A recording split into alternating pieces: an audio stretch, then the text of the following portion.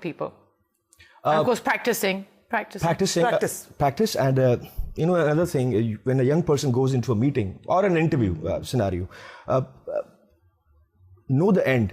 Know where you want to lead people to. What young people do, they have lots of information. They go in with lots of information, ideas, but they forget how to finish the thing. Know what the beginning is. And also know what the end is. Because if you don't know what the end is, how can you lead someone towards that? Yeah, the close is very critical. Yeah. You may do a great sale, you may have, done everything right, the presentation, you are, created the rapport, you look good, everything, but you fail to close. Yeah, who cares then? You see? Yeah, that's it. Well, thank you. We'll be back, ladies and gentlemen, after the break. Sumer and Fawzia and I are going to talk about a similar situation in the personal domain. This should get interesting now.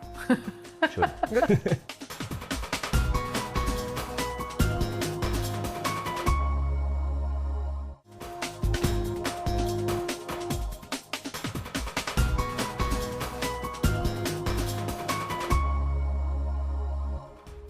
Welcome back, everyone. All right, now we've analysed to a degree, with the help of Sumer and Fawzia, if you like, how maybe a young man or a young woman in a professional scenario should present, manage, conduct, deport themselves.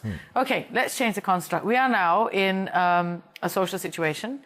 We are also 25 and 35. We stay 25 to 35 years old. Forever. That's a good bracket. Permanently. I like that one. That's a good one. Yeah? You can say someone like you. That would make sense. Thank Perennial. you. Perennial, evergreen. And we are female. And we must enter this room, which is full of generally dynamic, equally young or mixed age group of successful people who obviously are sort of imbued with this confidence. You are new to the group. You have to walk in. How do you manage? You're female, you're 25 to 35, and you are coming alone. Okay. Tough one. You are coming alone. What would you do? What's the best way to manage this one? Have a stab at it, sir. You go first. Excuse me. What I would do is, if I were in this situation, I'd pick a group. There are obviously groups of people having conversations. Pick a group of like-minded people, and you can pretty much tell by the body language, by the hum of conversation that you hear, something like that. Similar-minded people, maybe the age bracket, socio-economic background, be it educational background, whatever it may be. Find common ground. Common ground, okay. Find common ground. And maximize the sameness, minimize the differences. Okay, thank you, Fawzia. What about you, Sumer? What would you do? Okay, remember, you're female. I'm reminding everybody, you're female. I'm trying very hard. And you're walking in alone. Difficult situation, because in a scenario like this, most of the people in that room would be male population, yeah? Supposedly speaking, yeah? Yeah, well, yes, yeah. Let's say that. Generally speaking, that's how it works. In reality, that's how it works. Unfortunately. Unfortunately. It's never a healthy mix. Oh, okay. Oh, poor Sumer. Let's not make it Poor that difficult for him. Bashed enough today. In any case, I think it's a difficult situation, even for a man. It is? Yeah, it is. Okay. Because not everybody is so used to going into a situation where you do not know people and just mingle in and talk to people. I think one of the things which works and has worked for me is always have a great introduction ready. Okay. Like for example, 1 minute of your speech, let's say. Imagine yourself. An icebreaker? Your pitch. Your pitch. Yeah. Oh, good point. Yeah. An icebreaker. For example, I heard it somewhere. Someone asked this person a question. How much does a polar bear weigh? Do you know? No. Enough to break the ice.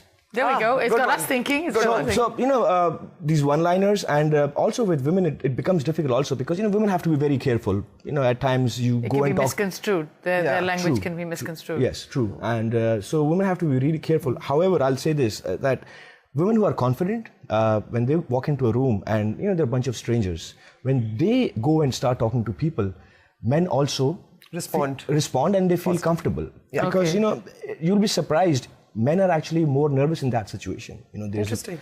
Really? Yeah. Because not every man is used to having women around and talking to them in a very confident manner.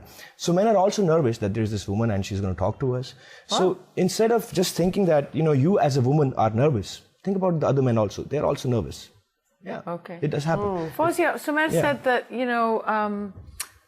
women's signals, if you like, body language can be misconstrued. Agree or disagree? I do agree to a large extent. Okay. But then it could be the same with men also. There is such a thing as overconfident or cocky. Okay. Yeah. You don't want to be there. Okay. You don't So you want to be sure of yourself. You want to exude class. Yes. Self-confidence. Yet you don't want to be cocky. As a woman, I mean, this is maybe I'll sound very typical, but if you look at women, they're usually asking for a lot of permission of things. It starts with with your background at home. Yeah. Can I do this? Can I do that? With men, it's a little different. Having said this, I think women need to understand as professionals, when they walk into a situation, they will gain and earn respect only if they demand it. Okay. Yes, okay. Fair enough. Because if they are always, sitting at the sidelines and watching people doing stuff and not getting involved, then they will not get the positions that they desire. Or the recognition. Yeah. I'll give you an example. There are women who actually walk into a room and everybody is, wow, what kind of vibes are you giving to other people? I've seen women go and talk to people in a confident manner. They'll introduce themselves, what company they're working for, what they like to do. And people get impressed. Look at that woman. Let me ask you something else. If you have a social situation, do you think when a person walks in, male or female now, walks into a social situation and they exude negative energy, do you think a group will be sensitive to that and will pick up on that? Yeah. They will? Absolutely. Really? Okay. I think religion and politics are two things that you should steer clear of unless you're very comfortable in the surroundings. Yeah, okay. Unless you're very knowledgeable. It's very controversial. It is. You don't want to, pick an argument at that point in time. So, yeah. But, you mentioned something, Sumer, earlier about humor, tell a joke. Yeah. Humor is also very, there's a very fine line because you have to be very comfortable using humor. Yeah. Right? I mean, I've had people come up to me and use a joke as an opening line. And I'm like, and do I know you? Who are you? And where are you you coming from? Right? So, if you slip it in, Sumer probably can carry it off. He's a, confident young man. He can, Young man, I like the young man part. Yeah, Thank you. Thank you. Yeah. We already established that, Sumer. Okay. Right? So it depends on who you're with, what the crowd is. Who are you addressing? And how do you slip it into the conversation? If it sort of ties in with the conversation, we're talking about cold climate, whatever, traveling maybe, you slip in the polar bear thing, great fun. There's a context. It's about making your presence felt. I mean, for example, two extremes, Princess Di and Mother Teresa. They both made their mark and they were completely apart in lots of things, starting with appearance. So you don't have to be flamboyant or extrovert to make a mark. You can be introvert and silent type, and you can still make your presence felt. Absolutely. What else can you add to that? Last parting words. And I will assume that we have addressed the appropriate grooming part. Sure, we'll just assume that everybody's groomed appropriately to the occasion, Absolutely. Because we don't want a bunch of miniskirts running around in a professional boardroom, do we? So, let's assume that the grooming's taken care of. Exactly. I think it's very important that you basically, like Sumer said earlier also, you portray who you are or who you think you are. So it's the imperative thing is to be comfortable with yourself, to know who you are, know your strengths. That becomes prime directive number one. Absolutely. Be aware of who you are and then maximize on your strengths. There we go. Sumer, any last words before we go? Yeah, sure. Make mistakes. I love that. Make lots of mistakes because if you don't know how to make mistakes, you will never succeed at what you want to be good at because it's a numbers game.